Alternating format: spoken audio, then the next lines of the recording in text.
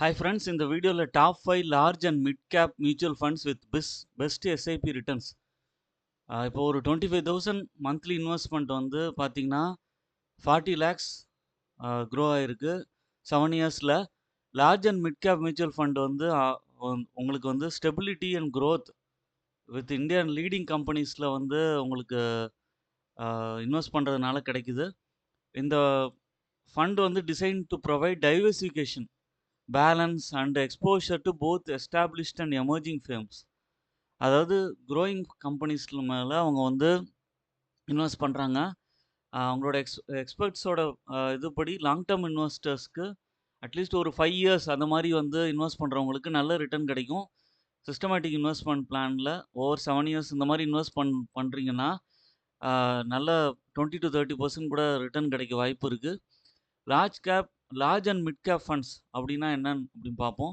Open ended category must allow at least 35% of the total asset to large cap and mid cap stocks. அதுதான் வந்து large and mid gap funds அப்படின்னு சொல்லுவாங்க. இவங்க companies வந்து ranked between first and 100 இந்த terms of market capitalisation. அப்புறம் mid cap firms fall between 101 to 250 இந்த ரேஞ்சில் இருக்கிற மார்க்கெட் கேபிட்டலைசேஷனில் இருக்கிற கம்பெனிஸு, க்ரோத் பொட்டன்ஷியல் இருக்கிற கம்பெனிஸ் தான் வந்து அவங்க வந்து இன்வெஸ்ட் பண்ணுவாங்க. இதில் ஃபஸ்ட்டு வந்து ICICI Prudential large and mid cap fund.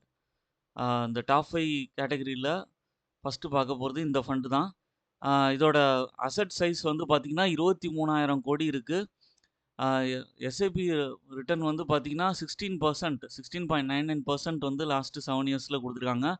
Monthly SIP of 25,000 வந்து 40 லேக்ஸாக வந்து க்ரோ ஆகிருக்கு. Strongest பர்ஃபார்மன் in this category. அதுக்கடுத்தது வந்து பார்த்திங்கன்னா quant large and mid cap fund. இந்த ஃபண்ட் வந்து அசட் வந்து 3,650 கோடி இருக்குது.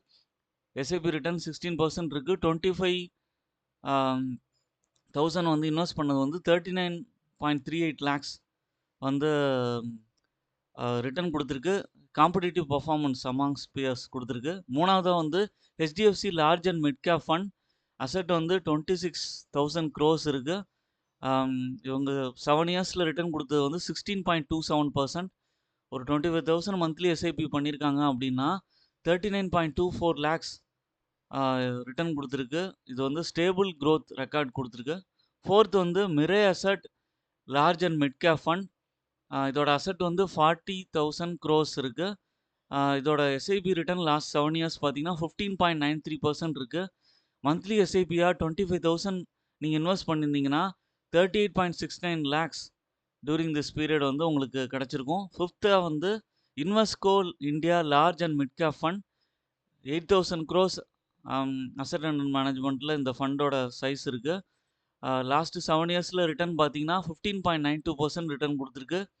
மந்த்லி எஸ்ஐபி ஆஃப் 25,000 மாதிரி பண்ணியிருக்காங்க அப்படின்னா 38.68 லேக்ஸ் ரிட்டர்ன் கொடுத்துருக்கு. High performing funds in this category. நம்ம ஏன் வந்து large and mid cap fund போகணும் அப்படிங்கிற மாதிரி நம்ம பார்த்தோம்னா, இவங்க வந்து ரிலையபிளி சேஃப்டி, அதுக்கப்புறம் வந்து both large and small cap இதுக்கு போகாமல் லார்ஜ் அண்ட் மிட் கேப் இதில் உங்களுக்கு வந்து க்ரோத் அண்ட் ஆப்பர்ச்சுனிட்டி கிடைக்கும். உங்களுக்கு வந்து ஸ்டெபிலிட்டி சேஃப்டி போகணுன்னா லார்ஜ் கேப்பு, க்ரோத் ஆப்பர்ச்சுனிட்டினா மிட் கேப் போகணும். தனித்தனியாக போகிறதுக்கு பதிலாக இது வந்து mixed of large cap and mid cap ஃபண்ட்ஸில் வந்து கம்பெனிஸில் வந்து இவங்க வந்து இன்வெஸ்ட் பண்ணுறதுனால டைவர்சிஃபிகேஷன் கிடைக்குது. ஃபினான்ஷியல் பிளானர்ஸ்க்கு வந்து நல்ல க்ரோத் கிடைக்குது. லாங் டேர்ம் கோல்ஸ்க்கு ரிஸ்க் டாலரன்ஸை மீட் பண்ணுறாங்க. ஸ்டெபிலைஸ்டாகவும் உங்களுக்கு வந்து பொட்டன்ஷியலி ஹை ரிட்டர்ன்ஸும் கிடைக்குது. அதனால தான் வந்து நம்ம வந்து large and mid cap fund காம்பினேஷனில் இருக்கிற இந்த ஃபண்ட்ஸை வந்து கன்சிடர் பண்ணலாம். இப்போ நான் கொடுத்ததெல்லாம் எக்ஸாம்பிள் தான். 25,000 இன்வெஸ்ட்மெண்ட் பண்ணால் இந்த ரிட்டர்ன் வருங்கிற மாதிரி நான் கொடுத்ததெல்லாம் வந்து ஜஸ்ட்டு ஒரு எக்ஸாம்பிள் தான். பட் வந்து நீங்கள் மினிமம் இன்வெஸ்ட்மெண்ட்டாக 500 rupees 1,000 rupees month on month பேசிஸில் கூட இன்வெஸ்ட் பண்ண முடியும். அதுக்கு மேலேயும் உங்களுக்கு முடியும்னா அதுக்கு நீங்கள் வந்து 2,000 3,000 rupeesலையும் மந்த்லி எஸ்ஐபியில் இன்வெஸ்ட் பண்ணலாம். எப்போவுமே மியூச்சுவல் ஃபண்டில் வந்து ஃபஸ்ட்டு ஸ்டார்ட் பண்ணும்போது 500 rupees 1,000 rupees அதுங்க மாதிரி இன்வெஸ்ட் பண்ணாலும் ஸ்டெப் அப் மெத்தடில் 6 months ஒன்ஸோ இல்லை 1 year ஒன்ஸோ அமௌண்ட்டை வந்து இன்க்ரீஸ் பண்ணும். ஃபார் எக்ஸாம்பிள் 500 rupeesல இன்வெஸ்ட் பண்ணுறீங்க ஃபஸ்ட்டு மியூச்சுவல் ஃபண்டில். அதுக்கப்புறம் வந்து 6 months கழிச்சு இன்னொரு அடிஷ்னலாக 6 months டோட்டலாக 1,000 rupeesங்கிற மாதிரி இன்வெஸ்ட் பண்ணலாம். இல்லன்னா 1500ங்கிற மாரி இன்வெஸ்ட் பண்ணிட்டு வந்தீங்கன்னா, உங்களுக்கு வந்து லாஸ்ட் 5 இயர்ஸ், 7 இயர்ஸ்ங்கிற மாரி ரிட்டர்ன் பார்க்கும்போது, உங்களுக்கு இந்த மாரி வந்து அரவுண்ட் 20% வரைக்கும் கூட ரிட்டர்ன் கிடைக்க வாய்ப்பு இருக்கு. ஓன் அனாலிசிஸ் பண்ணிட்டு மியூச்சுவல் ஃபண்ட்ஸ்ல இன்வெஸ்ட் பண்ணுங்க. என்னோட சேனல சப்ஸ்கிரைப் பண்ணுங்க, லைக் பண்ணுங்க. எல்லா வீடியோஸும் தொடர்ந்து பாருங்க.